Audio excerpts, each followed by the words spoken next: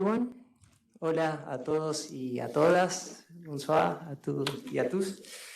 Very quickly, on behalf of the Permanent Mission of Argentina, I want to thank you for being here. I see friends, classmates, some colleagues, diplomats. I also want to thank many people that worked from Argentina and other parts of the world to make this happen, this event. I have here, well, of course, the Directorate of Cultural Affairs and Human Rights of the Ministry of Foreign Affairs of Argentina, and to Iván Esquerro and Sergio Sacchi for their artistic work in the video presentation of the book that you're going to see after this. The Graduate Institute for giving us the space to have this event here today, and of course the Latin American Network Initiative. So I want to introduce Sol, second year master student in development studies, who is also from Argentina and will be our master of ceremony today. Thank you.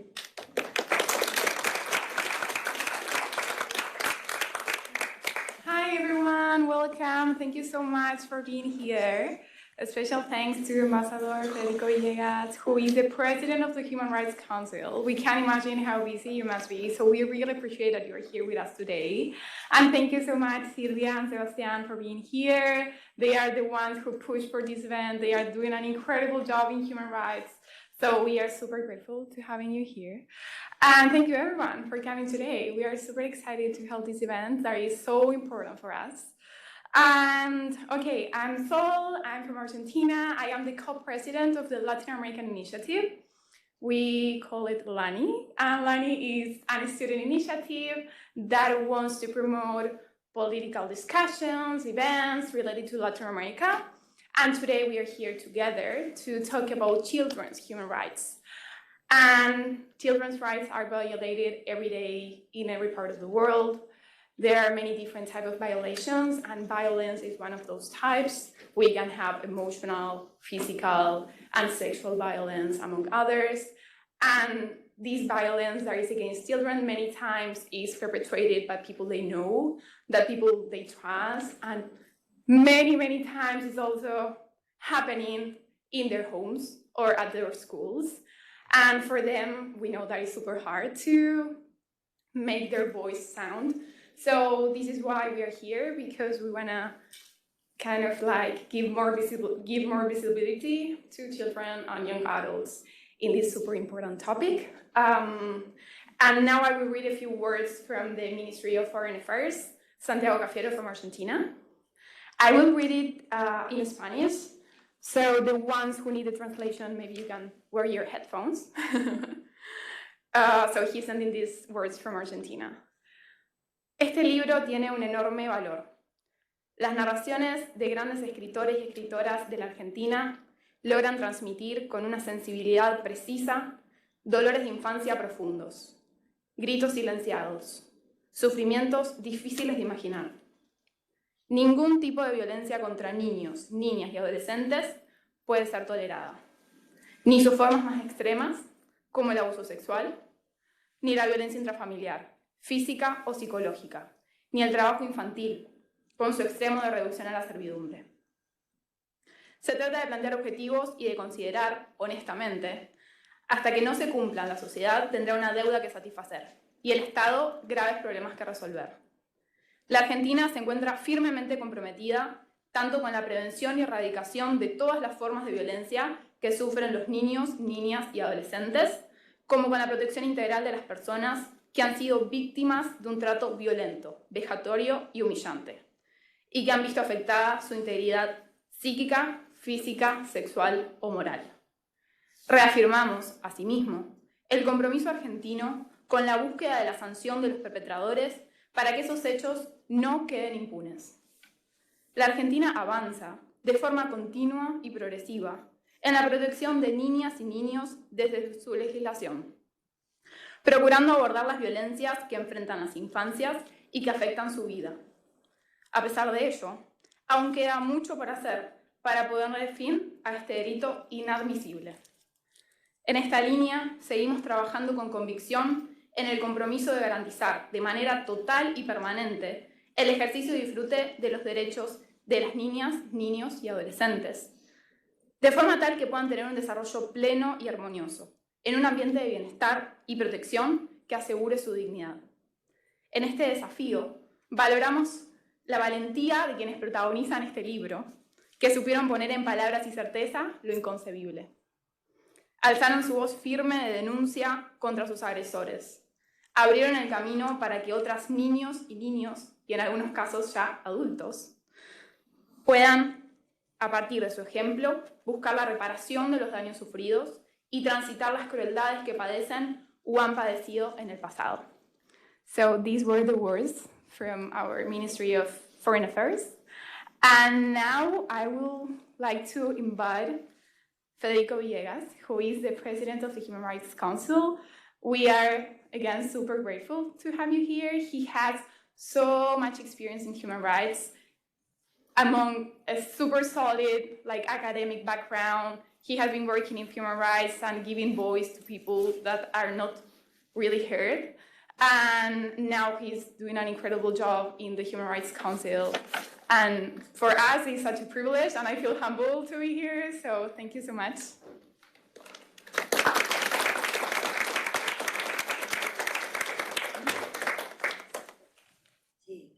Thank you, Sol, and thank you, all of you, for being here. It's an honor for me to be with my dear compatriots that were able to give the voice to the voiceless, because what we are doing today is in the name of so many children suffering of sexual abuse all over the world. And in this case, Argentina, like in any other occasion, we are trying to share our experience. And so thank you for being here. And of course, the Graduate Institute and everybody that made this possible. According to WHO, 1 in 5 women and 1 in 13 men report having been sexually abused as a child, age 0 to 17. More than 120 million girls and young women under 20 years of age have suffered some form of forced sexual contact. 120 million. These are only the reported cases. Moreover, this issue was further exacerbated during the pandemic, unfortunately, where new forms of sexual exploitation and abuse, both online and offline, have been surging due to COVID-19 lockdowns. The UN Special Rapporteur on the sale and sexual exploitation of children developed these findings to the 46th session of the Human Rights Council last year. Child sexual abuse is a serious issue that we must address since it has tremendous human rights implications for our children. This crime impairs the most basic human rights, including the right to life, health, protection from harm, education, and privacy. And it has very long-lasting effects on their lives. While children's rights are developing at an interesting pace in the international community, for example, the right to a healthy environment and effective protection and prevention of child sexual abuse and exploitation is a huge gap that we must address.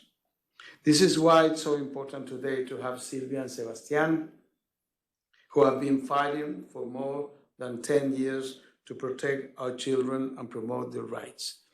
Finally, let me share that I'm convinced that the best thing that the Argentine social tissue, social fabric was able to produce is people like you, which is the heart of the human rights defenders, and the human rights movement of Argentina is the best thing that we were able to contribute to humanity, with a long history of fight for old issues and for new issues that are present and unfortunately will be present for many other children that will be suffering on this.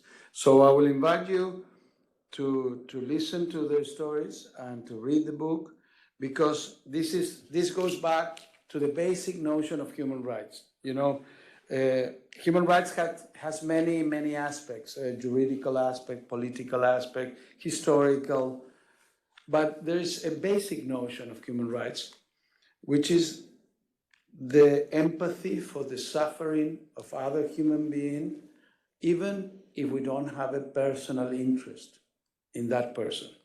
When we have a child, which is our child, suffering, of course, we have empathy for that suffering, but we have an interest because it's our child. So by definition, we will be suffering for their suffering. But the notion of human rights is this idea, marvelous idea, that we can have empathy for the suffering of people that we don't know.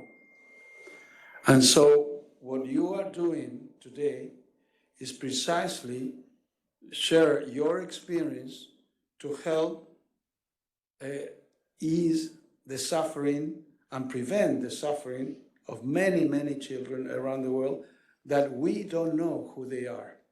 But by actions like this, we are allowing that to be prevented. So thank you very much, and thank you all for being here.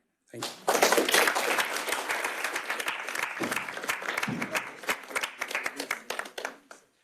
Thank you so much, Ambassador, for your words on these alarming statistics. Now we're gonna show a video about the book, and then we will leave the floor to the authors.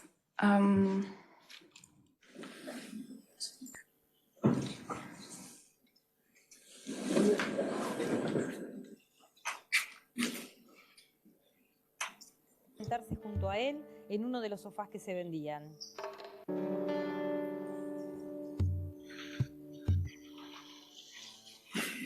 Una mañana la atajó y la invitó a sentarse junto a él en uno de los sofás que se vendían.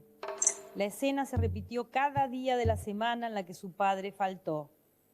Silvia corrió a contarle, sin quebrar la voz, lo que el viejo le había hecho, dónde la había tocado. Creyó que con sus palabras iba a voltear a la mole que era su padre.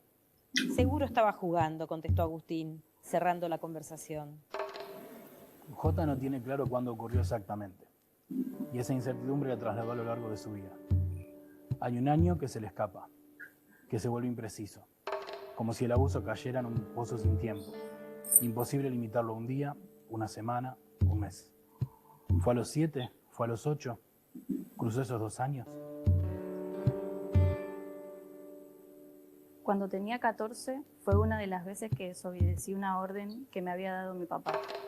Fui hasta donde estaba él, que estaba bailando con los amigos. Le pregunto si me daba permiso para ir a la casa de quien en ese momento era mi novio. Mi papá me dice que no, y a mí me dio mucha bronca. Entonces me fui igual. Al otro día me prendió fuego toda la ropa, la cama, las cosas del colegio. Si estaba yo, a lo mejor me prendía fuego a mí también. Lo que esperaba todo el mundo era que mi papá abuse de mí o de alguno de mis hermanos, y no pasó. Yo de chica fui abusada por un vecino. Una no recuerda la edad en la que fue abusada, pero yo recuerdo una vez a los 8, otra a los 9, a los 10 y no sé si hubo más. ¿Y a quién le iba a decir en ese momento? Hoy pido ser la primera. Tengo miedo de que si espero unos minutos más se me borre. De repente y con total nitidez, así como los veo a ustedes ahora, veo lo que un hombre le hace a esa nenita de 8 años. Cómo la levanta, la aprieta contra la pared. No me escabullo, no intento nada. Se me cierra la memoria. Ni siquiera puedo decirme a mí misma lo que acaba de pasar. Soy chiquitita, no entiendo. Esto es demasiado grande. Unos días después de hacer la denuncia policial, llevaron a Sofía a declarar a cámara Gesell. Desparramados por el piso había autitos, naipes, juegos de mesa, muñecas y soldaditos de plástico. Del psicólogo la separaba un escritorio, que estaba vacío, excepto por una caja de pañuelitos de papel. El psicólogo le preguntó su nombre, qué edad tenía, qué colegio iba, cuántos hermanos. Finalmente le pidió que le dijera por qué estaba ahí. Sofía respiró profundo. Acto seguido, al padre lo ponen en prisión preventiva. Tenía a cargo la colonia de vacaciones que todos los años se hacía en Casa Grande, La Falda. Nos dijo que fuéramos a la colonia, que si lo hacíamos y nos portábamos bien, él iba a dar un informe favorable para que siguiéramos en el colegio. Una noche entró a la habitación cuando ya estábamos acostados y con la luz apagada. Yo dormía abajo. Se sentó a mi lado y empezó a acariciarme. Yo no entendía lo que estaba pasando. Estuve todo el tiempo paralizado, en shock.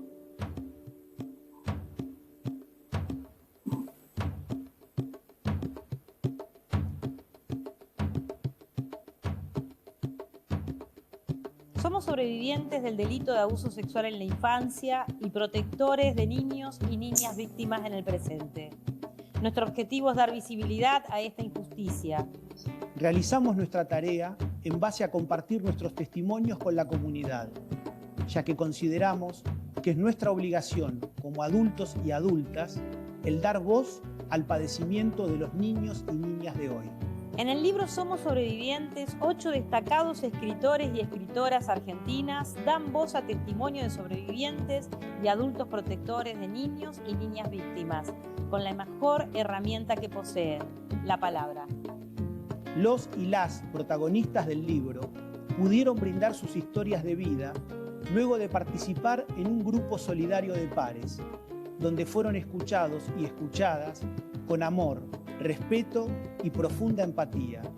Tenemos la esperanzada certeza de que en la acción colectiva se encuentra la posibilidad de cambiar la suerte presente y futura de la infancia, porque para criar a un niño o niña hace falta una aldea.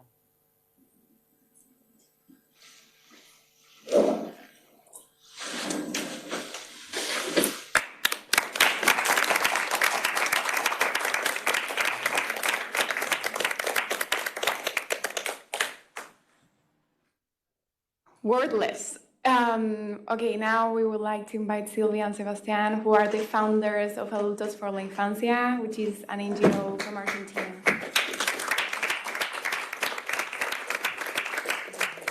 Sorry, just a quick remark. They are going to introduce themselves, share their stories, and then the idea is to have some minutes so we can discuss, we can ask them questions. So if you have any comments or questions, just hold a little bit to the end and we will talk about them. Thank you so much.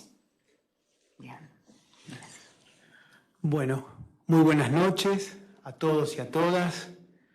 Es una gran alegría estar compartiendo este momento colectivo y a la vez también de tanta significación política e institucional para esta causa colectiva de la lucha por la defensa de la infancia frente al delito de abuso sexual, que en nuestro caso, después de muchos años de trayectoria por toda la República Argentina, desde un lugar que no es profesional ni científico, nuestro abordaje, nuestro trabajo y nuestra lucha contra esta grave violación de los derechos humanos de infancia que es el delito de abuso sexual, hacemos propia una campaña pública del Consejo de Europa que sostiene que 1 de cada 5 niñas, niños y adolescentes son víctimas de este delito.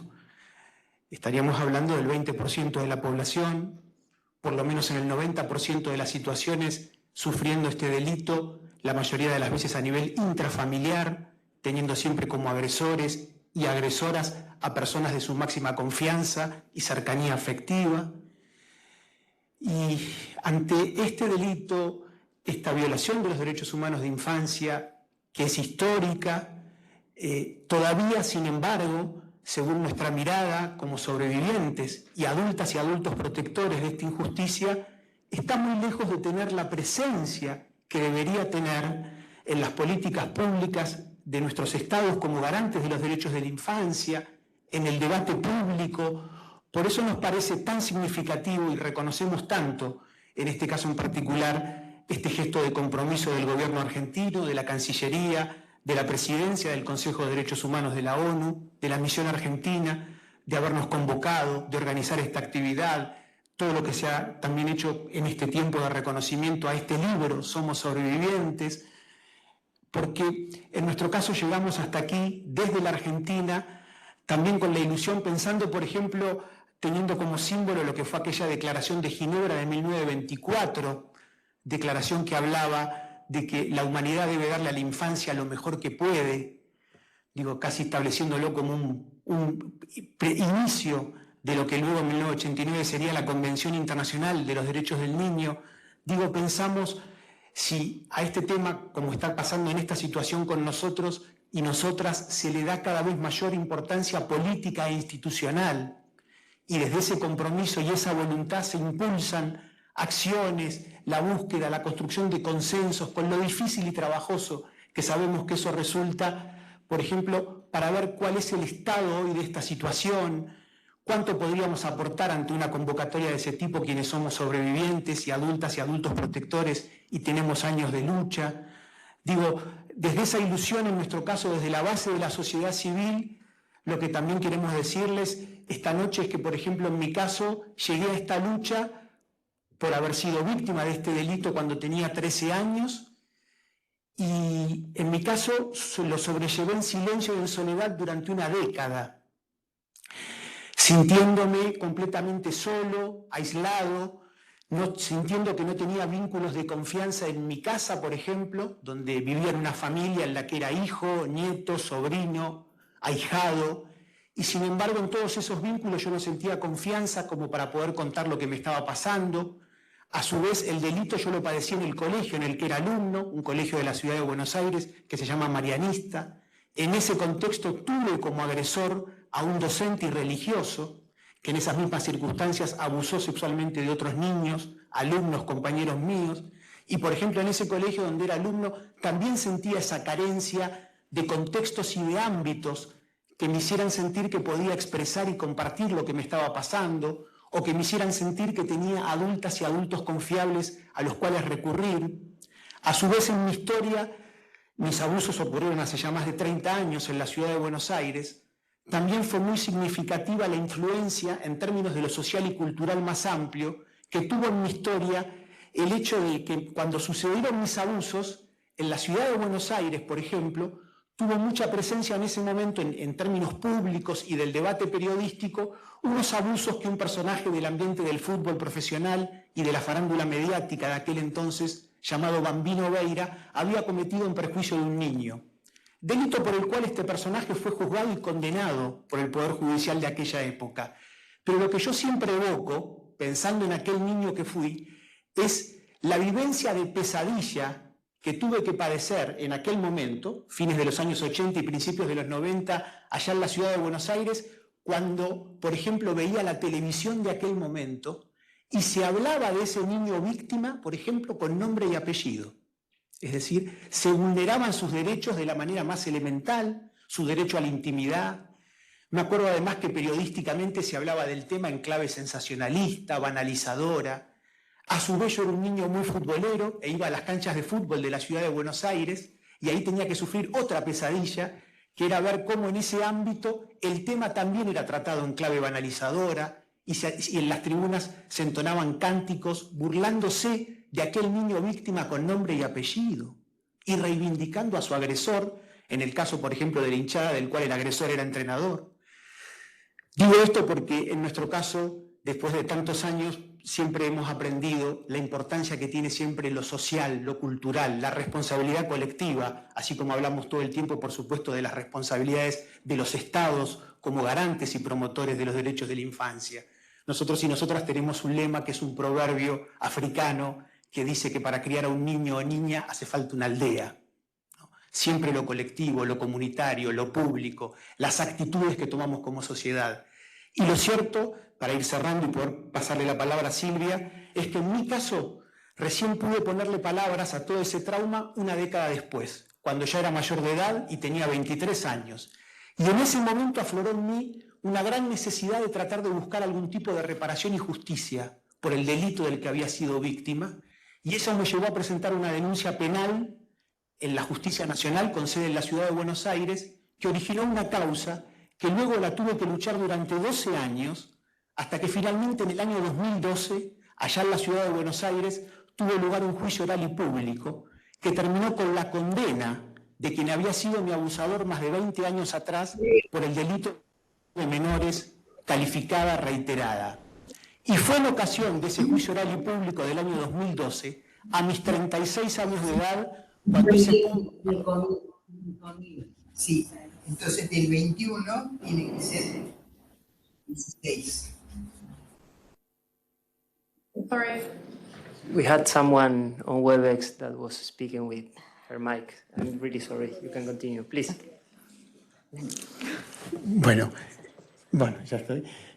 Bueno, y fue en ocasión de ese juicio oral y público, con 36 años de edad, cuando empecé a hacer pública mi historia por primera vez, haciendo notas con distintos medios periodísticos, con el sueño y con el anhelo de que todo ese largo camino de dolor y de lucha no quedara para mí, sino que pudiera trascender hacia lo colectivo, hacia lo social, hacia lo público, convencido de que era una experiencia que podía servirle a los demás. Y lo cierto es que a partir de que empecé a brindar mi historia a la comunidad hace ya 10 años,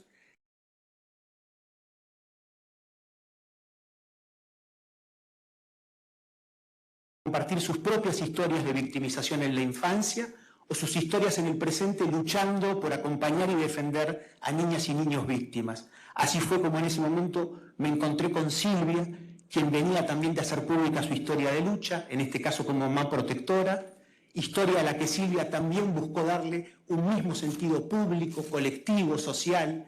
Al encontrarnos, como decimos siempre, fue muy dichoso porque, entre otras cosas, nos enamoramos y somos pareja desde aquel entonces. Y al unir nuestros dos caminos de lucha, le dimos vida a esta hermosa realidad que desde hace 10 años es la Asociación Civil Adultos por los Derechos de la Infancia, con la que trabajamos fundamentalmente en dos grandes quehaceres. Uno es el de la visibilización pública, que es el que nos tiene a tener la dicha de estar esta noche aquí con ustedes, que nosotros la llevamos adelante básicamente a través del testimonio, del relato. Hace 10 años que por toda la Argentina nos encontramos con la comunidad en los más diversos ámbitos para compartir nuestras historias y abrirlas al diálogo, al debate, a la construcción social, convencidas y convencidos que un factor fundamental para cambiar esta historia justamente es la de sacarla del silencio, del tabú, de la negación, de traerla al debate y a la agenda colectiva y de asumir actitudes de compromiso, de defensa de la infancia para cambiar esta historia. Y la otra es el acompañamiento solidario de pares, que también llevamos adelante desde hace una década, teniendo espacios anónimos de encuentro, de diálogo, para sobrevivientes y adultos protectores, de los cuales este libro, Somos Sobrevivientes, es un hermoso símbolo, libro que también es un motivo de orgullo cultural para nuestra causa, porque entre otras cosas fue escrito por 8 notables escritoras y escritores de la Argentina, como Claudia Boaf, Félix Brusone, Gabriela Cabezón Cámara, Juan Carlos Kramer, Fabián Martínez Icardi, Sergio Holguín, Claudia Piñeiro y Dolores Reyes. Estos 8 notables escritoras y escritores cuentan en este libro 8 historias de quienes integramos Adultos por los Derechos de la Infancia, y es una particular alegría que estemos hoy aquí compartiendo esto ante la comunidad internacional, nada menos que en la otra gran ciudad, el más universal de nuestros escritores, Jorge Luis Borges, y que estemos aquí de la mano de un libro, ¿no?, que a nosotros nos reafirma una vez más en esta convicción del poder del relato y de los testimonios de sobrevivientes para ayudar a cambiar esta historia. Así que desde este lugar, y con mucha emoción, les agradezco muchísimo su presencia aquí esta noche.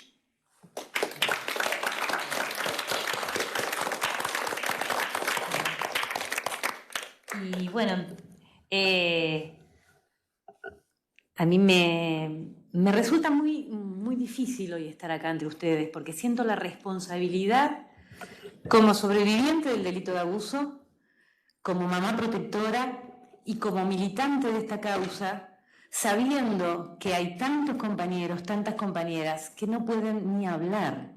El trauma que significa el abuso sexual en la infancia genera un daño psicológico que es comparable al haber estado en campos de concentración, sufrir torturas, pasar por un desastre natural.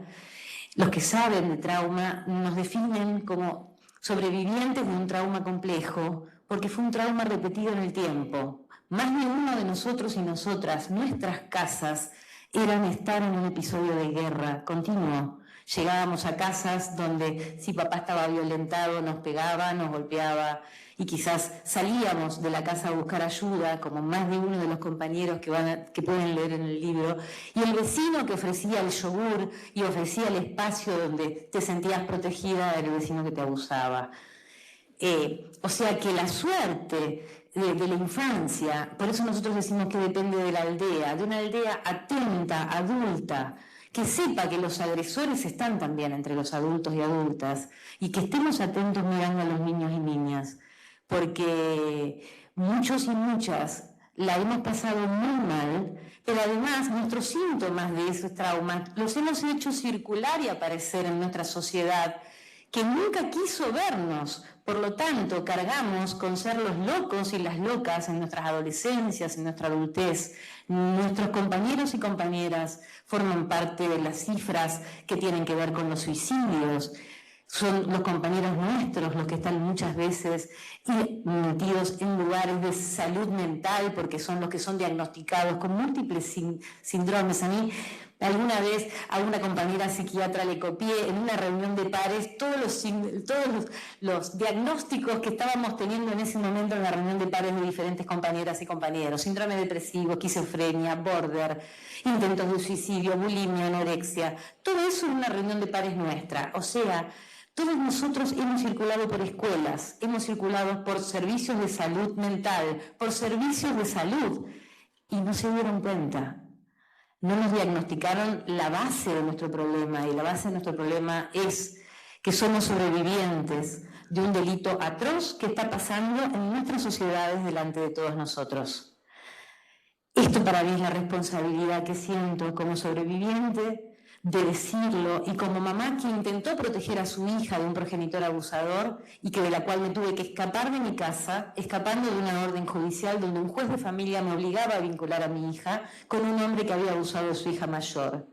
Cualquiera que estudie abuso sexual en la infancia y que estudie lo que es un abusador, lo que tenemos que saber es cómo hacemos para seguir cuidando a los niños de estos agresores, a pesar de que hasta cumplen condena judicial. ¿Qué vamos a hacer cuando salen? Porque sabemos que si tienen la posibilidad van a volver a abusar. Esto que se sabe por estadística y que se sabe en la práctica y que lo vemos lamentablemente en tantos eventos familiares y que a veces estos casos tan renombrados de la Iglesia Católica nos muestran claro. Cuando a un cura lo han cambiado de lugar porque hubo denuncias de abuso, lo único que se hizo fue multiplicar la cantidad de abusados en los diferentes lugares donde estuvieron estas personas. Eso pasa en una familia también y pasa en una sociedad. Si yo me entero que hay un abuso y no intervengo, ese abusador va a seguir abusando toda su vida. Y esto hace que seamos tantos y que sea tan frecuente el abuso sexual en la infancia y que haya tantos sobrevivientes, pero que no tienen la suerte nuestra. Yo creo que algo que es importante y es lo que quiero acá compartir, que nosotros decimos que como sobrevivientes de este delito tenemos para contar al mundo cómo se recibe un herido y qué se puede hacer para que tengamos una vida mejor y más plena. Y una de las cosas fundamentales es favorecer la palabra, el escuchar, por eso el grupo de pares sirve. Y después lo que sirve es sentir que nuestras historias sirven para cambiar la suerte de hoy. Y esto lo muestra claro, y ya termino, nuestra compañera Vera, que ustedes ven ahí como Tatiana Vera, de 86 años, está dando su testimonio porque siente que su historia puede cambiar la suerte de los chicos de hoy. Y eso es sanador, y eso es magnífico, y eso es el mensaje que nosotros tenemos para dar. Y además, bueno, después el accionar concreto en que en este delito la víctima es una víctima absoluta y tenemos un agresor absoluto. Y esto hay que saberlo. No existen medias tintas en el abuso sexual infantil contra niñas, niños y adolescentes. Existen agresores absolutos y víctimas absolutas. Y esto es importante que como sociedad lo tengamos en cuenta. Y bueno, es el desafío, en verdad, de la incomodidad de asumir que los agresores también están entre nuestra comunidad adulta y que tenemos la obligación de hacer algo. Esa es la aldea, ¿no? La aldea que nosotros estamos esperando y es lo que estamos invitando a hacer hoy acá y lo que venimos haciendo desde hace 10 años en esta militancia, que en verdad tenemos la esperanzada convicción, como decimos en el video, de que cambie esta sociedad y que en verdad al más débil se lo cuide y se lo proteja, pero realmente con seriedad, sabiendo que los agresores también están entre nosotros.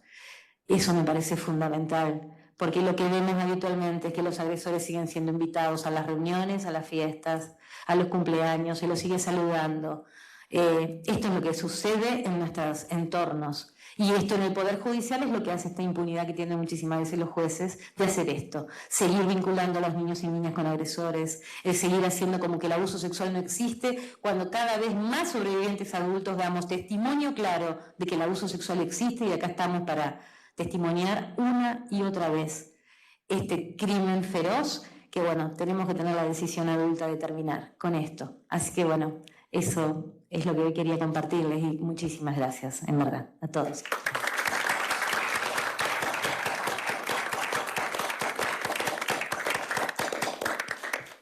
Thank you so much, Silvia and Sebastian, for sharing with us your experiences. And now we would like to open the floor for anyone who want to make a question or some comments. Yeah. Please go ahead.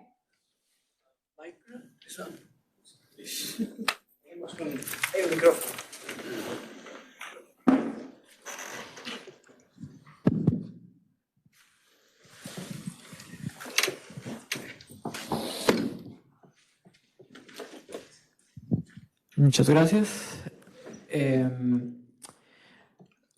Ustedes se refirieron un poco, bueno, el abuso infantil, la Iglesia Católica, ¿no? Son temas relacionados. Y en Argentina, el artículo 2 de su Constitución, ¿no? Hace una relación entre el Estado y la Iglesia. O sea, allá no... Argentina no es un Estado laico, pues, o sea, se puede interpretar, ¿no? Desde el artículo 2. Entonces, bueno, tal vez me gustaría que desarrollaran más este aspecto. No sé cómo se puede hacer para reformar ese artículo, mejor dicho, o sea, porque pienso que sería algo interesante que hacer. Y aprovecho que reconozco a Su Excelencia, el presidente del Consejo de Derechos Humanos, que también es del Estado argentino.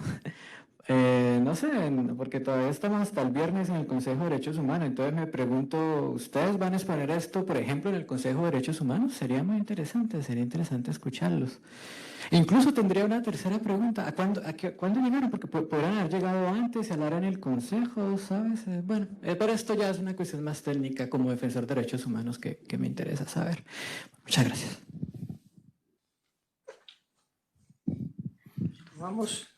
Tomamos otras preguntas y quieren tomar otras preguntas y contestan tres preguntas, ¿me parece?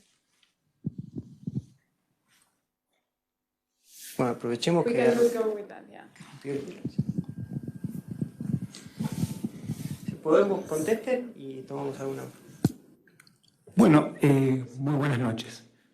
Muchas gracias por venir y por las preguntas. Con respecto a esa cuestión, y hablando una vez más en primera persona, habiendo en mi caso sido víctima de este delito en el ámbito confesional católico, nuestro camino colectivo, todas las estadísticas, los estudios de especialistas, lo que demuestran con contundencia es que el abuso sexual contra la infancia, donde más sucede, es en las familias y obviamente en todos los sectores sociales, culturales, económicos. Es algo realmente transversal al conjunto de nuestras sociedades. Es decir, ante esa contundencia, en nuestro caso lo que siempre compartimos ante este tipo de inquietudes, sin restarle un ápice de gravedad a lo que ha sucedido y sucede en cada ámbito en particular, que bien merece ser analizado críticamente, y las luchas que venimos llevando adelante las víctimas es un elocuente testimonio también, por supuesto, de demandas y de interpelaciones a cambios muy profundos dentro en este caso, de instituciones como quienes hemos sido víctimas en esos ámbitos, pero claramente, y haciendo esta pequeña gran salvedad, el delito de abuso sexual contra la infancia en toda su complejidad social no admite ningún tipo de reduccionismo o de simplificación a ningún ámbito o sector en particular. Y esto también, entre otras cosas, sin duda que es muy incómodo para nosotros y nosotras como sociedades en general, porque es un problema que no podemos poner en ningún otro u otra, ¿no? No podemos descargarlo en ningún sector supuestamente ajeno a nuestras vidas. La realidad del abuso sexual contra la infancia y nuestra práctica pública y colectiva, así lo corrobora desde hace muchos años, es esta presencia permanente en los más diversos ámbitos, en todos nuestros ámbitos como sociedades. Y a mí algo que me parecía importante sumar a esto que estamos diciendo con respecto a los curas, y nosotros creemos que primero sos abusador o abusadora y después elegís el lugar donde te vas a mover. Primero soy abusador, después soy cura.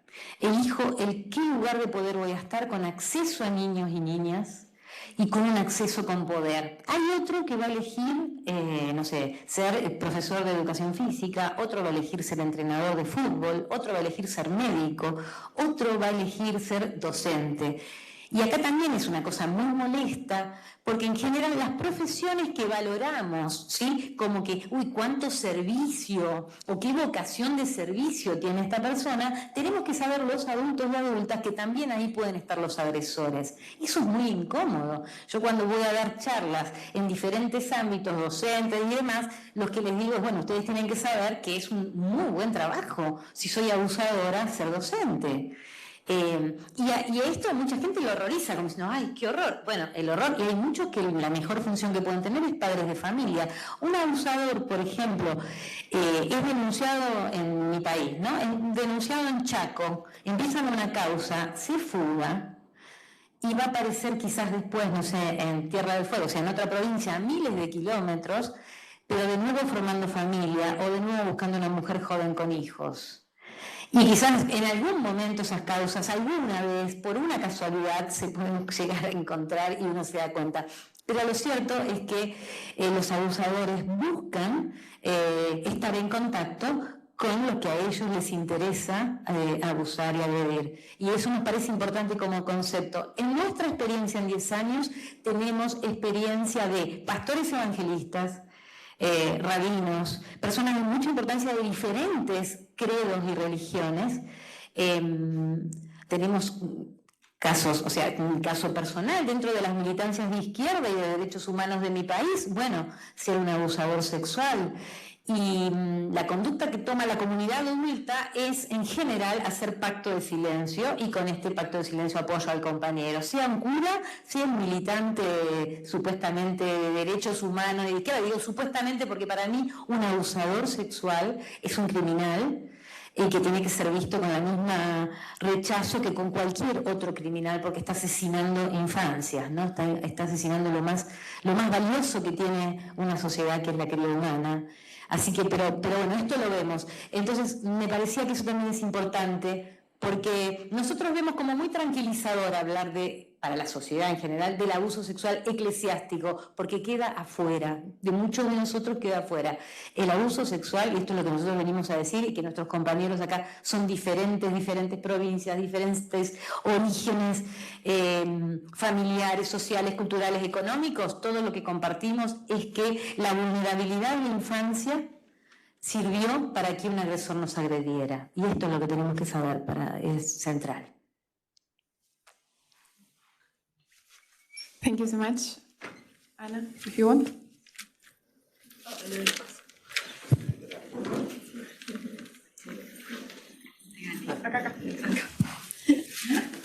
Buenas noches. Buenas noches. Buenas noches. Perdón. Primero, gracias por compartir su valentía. Perdón.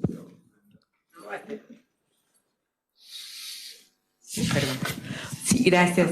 Primero, gracias por compartir su valentía con nosotros. Yo soy del Paraguay, su vecina. Y en realidad me gustaría saber si ustedes como parte de la sociedad civil esperan algo concreto de la comunidad internacional.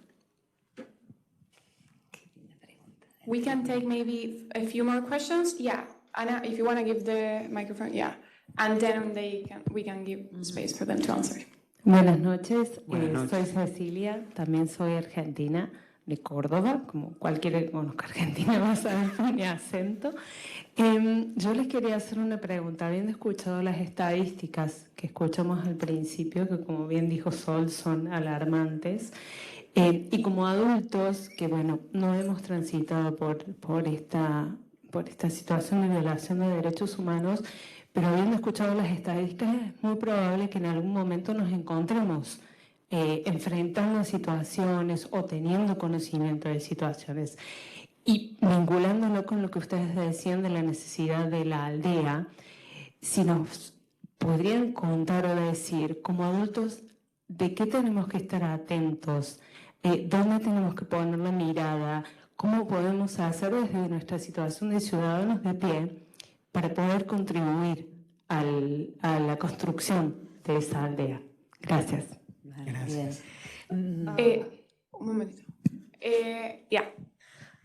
If I can speak in English, because Yes, you can. I understand the Spanish, Yes. but to speak it, I'm not good. So I'm from Kosovo, and lately there we have lots of cases with abusing sexually the children, especially the last case was with this 11-year-old girl who was abused by 5 men for 7 hours. And when her mother went to the police, they didn't do anything. So we had this big protest. The mentality in Kosovo, I can say, is more patriarchal, and they see this as a shameful thing. So mostly the people who get sexually abused, they just remain in silent, including me, including my friends who have had these past experiences. And what I wanted to ask is, how is the governmental approach in Argentina? Do they do anything legally and help the victims of sexual abuse? Thank you for your question. Yeah. Muchas gracias. Is there any more question or comment? Yes, please. I understand, but I can speak. Hola, buenas tardes. Yo voy a intentar hablar un poco de portuñol. Mi nombre es Mario. Yo estoy de la misión de Portugal aquí en Ginebra y quiero nada más que agradecer a los compañeros de Argentina, de la misión de Argentina, y a ustedes, Sebastián y Silvia, que han tenido el valor, ¿no?, y el de desnudarse aquí en Ginebra y en todas las veces que lo han hecho en Argentina. Y decirles que, agradecerles por eso y que recordar un poco lo que ha dicho el presidente cuando habló al principio, empatía.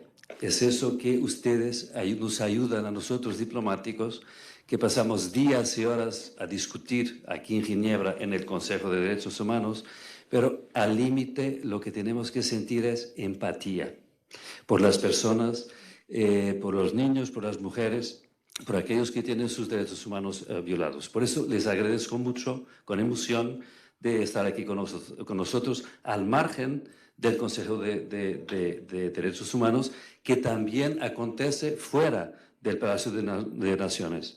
Aquí también estamos reunidos en el Consejo de Derechos Humanos, con lo más importante que tenemos, que es la sociedad civil, que viene a hablarnos y abrir nuestros ojos para esa empatía que necesitamos para hacer nuestro trabajo. Muchísimas gracias. No, gracias, muchas gracias. Are there any more comments or questions? Okay. Okay, we can go with this one, and then in the back, and then we give again. Bueno, buenas noches de nuevo. Primero que todo quería agradecer todo este trabajo de concientización que están haciendo actualmente, tanto porque lo he visto como lo han venido elaborando en el seno del Consejo con toda la mediación que se ha podido hacer, como con toda la lucha que ustedes acaban de aquí de mostrar, de la mano también del embajador y del gobierno argentino que tuvo la posibilidad de promover esto. Me gustaría saber qué políticas creerían ustedes que deberían implementar los gobiernos, no solamente en Argentina para que siga avanzando, sino en América Latina y en el mundo, para que los niños también tengan una perspectiva de prevención de la cual tal vez muy poco se habla, porque hablamos aquí evidentemente del que viola, del abusador, pero evidentemente habría que enseñarle a los niños algunos mecanismos de prevención para que ellos puedan en algún momento dado reconocer o no qué puede y hasta qué límite se puede llegar frente a un tema de eso. Yo tengo a mi hija aquí al lado y evidentemente pues como padre llegará el momento donde preguntará a papá o mamá ¿esto qué es?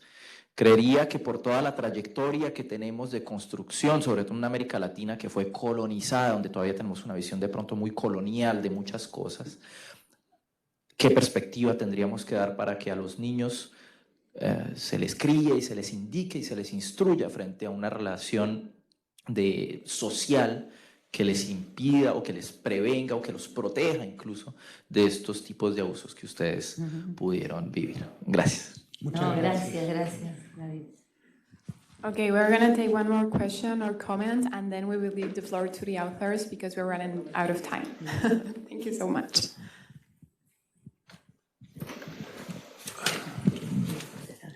Bueno, muchas gracias por contar su historia y por luchar esta lucha. A mí me interesa dos cosas. Primero, ¿qué es el proceso dentro de un ser humano para empezar a abusar a un niño? Y porque me gustaría saber más que encontrado en su trabajo sobre este tema, y además, ¿qué son las estrategias mejores para prevenir o impedir a un abuso sexual? Porque todo lo que hablamos hasta ahora es todo lo que se pasa después de un abuso, pero lo mejor sería de impedir. Sí, gracias. Gracias. Empezamos. Son las 8:30 ya, pero no pasa nada. Si quieren, tómense como unos 5 o 10 minutos para responder. Odio tener que cortarles, es como súper interesante, sí. Bien. Por lo pronto no nos están echando, así que... Bien, bueno, gracias, bien. Voy a contestar algunas y después se va a contestar. Cuando ahí la compañera de Córdoba hablaba de qué hacer, nosotros siempre decimos que siempre hay tiempo de reparar, y eso nos parece muy importante también saber escuchar. Nosotros decimos, porque le hablamos muchas veces a esos adultos que no nos escucharon, que no nos protegieron, esos amigos que no supieron entendernos en su momento, o sea, en cada momento en que hablamos y que no tuvimos esa escucha empática, respetuosa, o que no se supo qué contestar, siempre se puede reparar. Uno puede ir atrás, no podemos ir atrás en concreto, pero uno puede ir a esa persona, a ese familiar que alguna vez quizás nos tiró algo y en ese momento no estábamos preparados o no sabíamos lo que nos estaba diciendo. Nos pasa muchas veces que gente se comunica diciendo, hace 15 años mi hermana me dijo que algo le había pasado, pero yo no le dije nada. Y nosotros siempre decimos, podés volver a ese momento, decirle, yo hoy estoy lista y puedo escucharte. Porque eso es fundamental, siempre hay tiempo de sanar. Vera es un ejemplo clarísimo, 86 años, ¿no? Clarísimo en esto, en la posibilidad que da a un herido de este trauma que no tuvo una sociedad dispuesta a escuchar, lo que puede suceder una vez que es escuchada con empatía, respeto, amor, esa apachuchada, ¿sí? En el mimo, en el abrazo. Cómo cambia, porque ¿qué nos ha pasado a los sobrevivientes de abuso? El que carga con la vergüenza y la culpa, como allá hablaba la compañera de Kosovo, es la víctima. La sociedad lo que ha hecho hasta ahora en esto del silenciamiento social alrededor del abuso fue, por un lado, dejar impunes a los agresores, permitiendo que se multipliquen las víctimas, pero por otro lado, no dándole posibilidad a la víctima de poderse rearmar después de este trauma feroz. Cuando uno tiene un evento traumático importantísimo en la vida, donde el abuso sexual es uno, lo fundamental es poderlo transformar en relato, en poderlo contar como puedo. Quizás puedo contarlo dibujando, pintando, hablando, gritando, pero si yo tengo una sociedad que ha decidido hacer que no escucha, que no pasó nada, que no es grave lo que te pasó, no hablo más, eso es en vos una bomba que te estalla en tu interior. Por eso tenemos esto de saber que engrosamos las estadísticas, ¿sí? De todas muchísimas las patologías, ¿sí? O por eso yo hablo de los suicidios, que socialmente se ven como que no tuvieran nada que ver si vamos a la base es el maltrato y el abuso en la infancia. Porque ante algo tan complejo y tan duro, algo que me cambió energéticamente el cuerpo y las sensaciones, porque me irrumpió una energía en una edad determinada que no tenía nada que ver y no la podía entender y no la podía traducir y no tenía modo, esa energía queda en mí si no hay una sociedad dispuesta, primero a castigar claramente y rechazar claramente al agresor, y por otro lado darme la posibilidad de hablar, contar, llorar, gritar, transitar ese dolor. Y otra cosa fundamental que hablamos muchísimo cuando hablamos con la prensa es el comentario. No estamos muertos por haber sido abusados o violados en la infancia o por haber tenido algún trauma complejísimo o algún evento muy grave. No estamos muertos, estamos vivos. Tenemos heridas, pero estamos vivos. Porque muchas veces hay comentarios sociales o comentarios en la prensa que dicen lo mataron en vida porque lo violaron. Ya ahora no va a ser lo mismo. Yo ahí estoy dando diagnóstico. Las víctimas, chiquititas, grandes, escuchamos, vemos y nos están diagnosticando, nos están diciendo que nunca más vamos a poder salir. Y esto es muy importante también como sociedad, el tener por lo menos esta cosa clarísima que es el total rechazo a los agresores y a la víctima y al sobreviviente todas las posibilidades de vida y de felicidad y de posibilidad de amar y ser amado, si le doy el contexto para poder transitar el dolor. Y algo que me parece importante, para poder pensar si una niña o un niño está siendo abusado, primero tengo que saber que el abuso existe y ante cualquier cambio de conducta de un niño o niña o adolescente, pensar que puede haber pasado algo traumático. Es todo lo contrario a lo que vemos habitualmente en nuestra sociedad. Uno ve un adolescente que empieza a tomar los fines de semana y termina en coma todos los fines de semana y decimos es un rebelde adolescente. Muchos compañeros y compañeras nuestras cuentan cómo se pasaron la adolescencia con múltiples eventos, intentos de suicidio, ingesta de sustancias, terminaron internados y que en verdad habían sufrido abuso en la infancia. Lo que pasa es que cada vez que hacen un evento es tratado el evento y no qué está pasando con ese niño o niña. ¿O qué está pasando con ese adolescente? ¿Qué está queriendo decir con todas esas conductas? Esto es cuando una sociedad adulta asume que en verdad hay muchos heridos entre nosotros y que tenemos muchas cosas para hacer. Nunca es el silencio y hacer como que no pasó nada, que es lo que vino haciendo nuestra sociedad occidental hasta ahora y es lo que estamos tratando de romper, ¿no? Ese silencio cómplice del agresor y al que carga de vergüenza y culpa a la víctima o al sobreviviente que habla. Así que bueno, eso. Y también impide el hablar. En los varones, por ejemplo, algo que vemos muchísimo es, nosotros como nuestro grupo, Sebastián está desde un primer momento, en nuestro grupo más de una vez hay más varones que mujeres en el grupo de pares.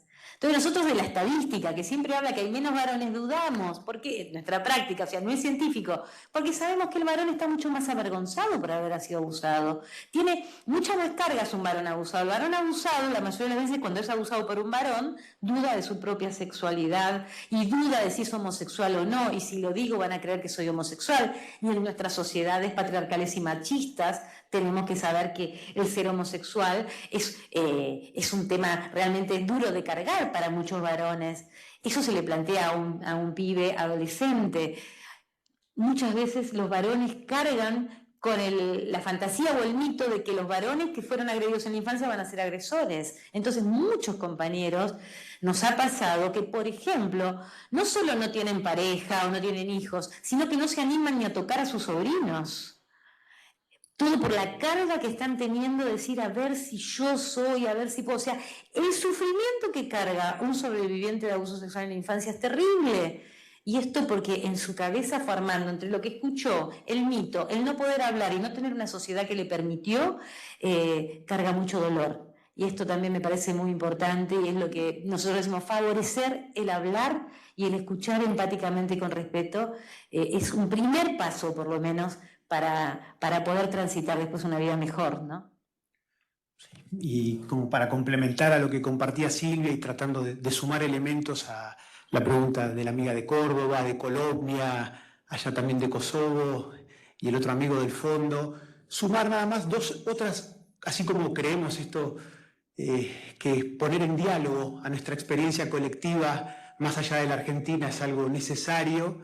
También sumar otras dos experiencias que juzgamos positivas en la Argentina a lo largo de estos años, que siempre hablan de una construcción social, colectiva, democratizadora, que en este caso se han cristalizado en leyes y en políticas públicas.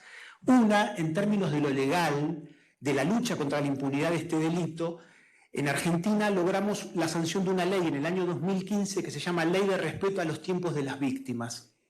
Esa ley lo que estableció en el Código Penal argentino fue una modificación por la cual hoy por hoy los plazos de prescripción que tiene el Estado para recibir una denuncia de abuso sexual y comenzar a investigarla empiezan a correr a partir del momento en que se presenta la denuncia.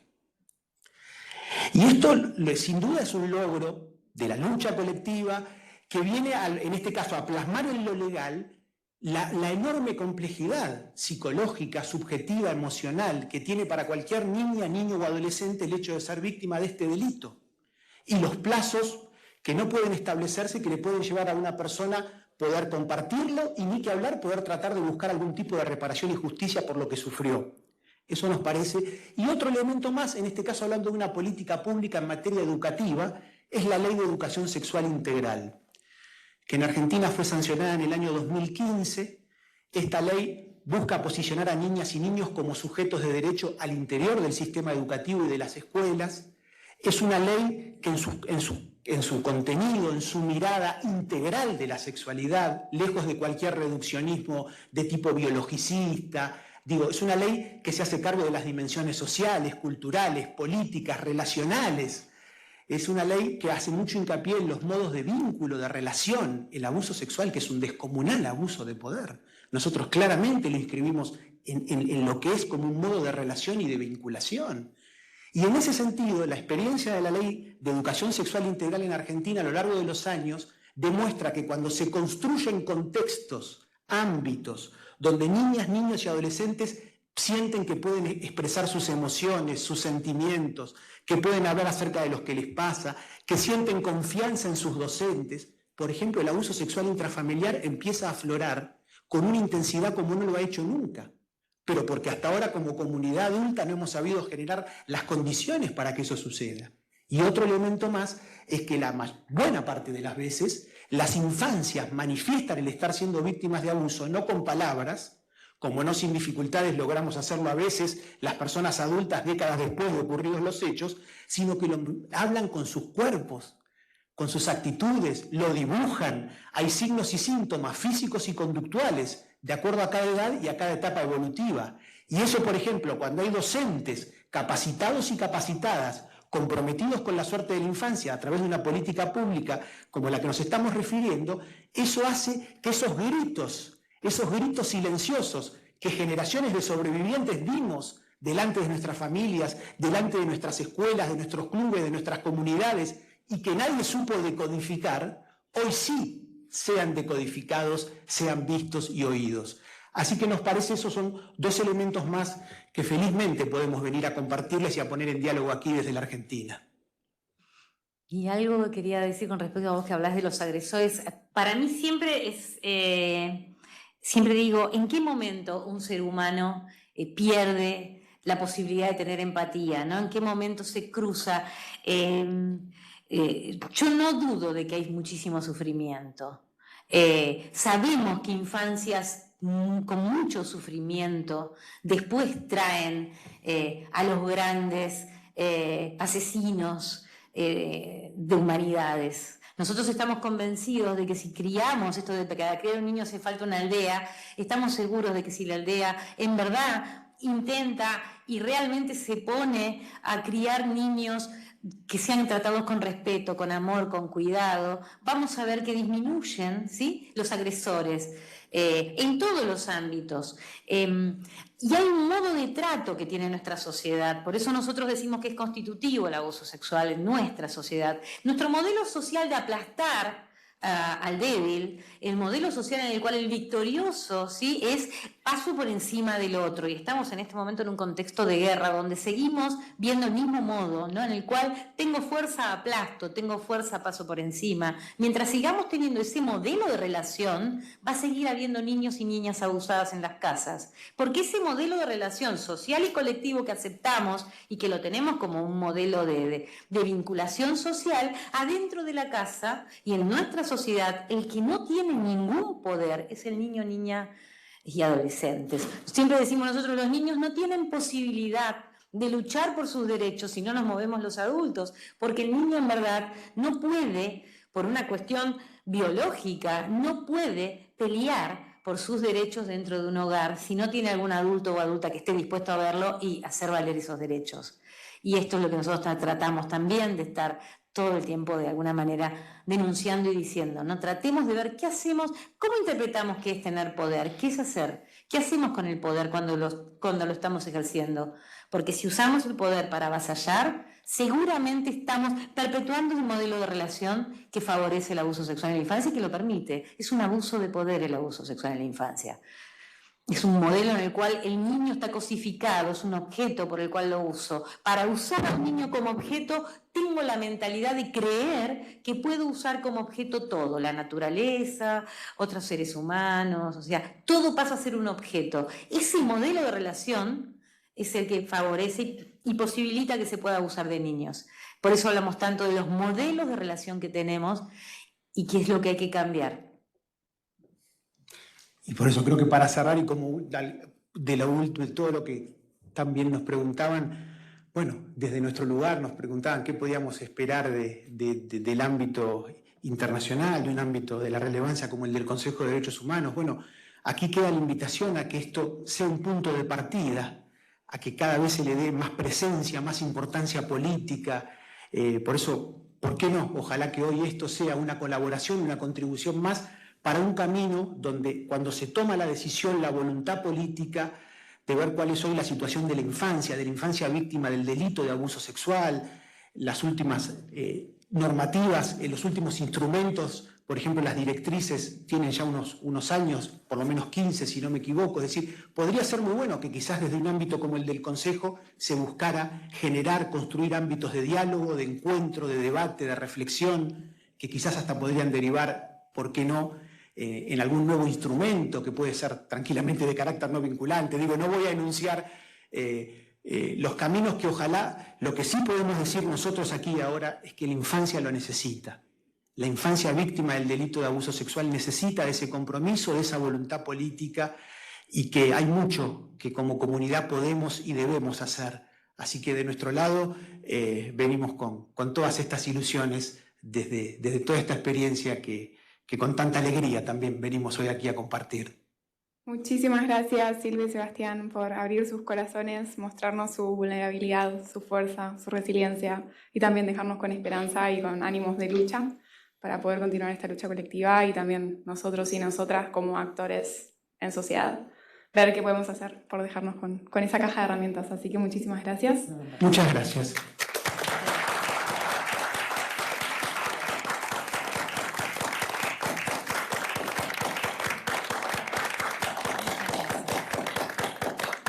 I would love to keep with this discussion, but we can't. So thank you so much for your time. Thank you again, Ambassador. Thank you, Silvia. And Sebastián, thank you, Pedro, for all the logistics. And thank you, everyone, for being engaged and participating and listening so carefully to this discussion. Thank you. Muchas gracias. Muchas gracias. Esperen que le entregamos para que puedan comunicarse. Gracias.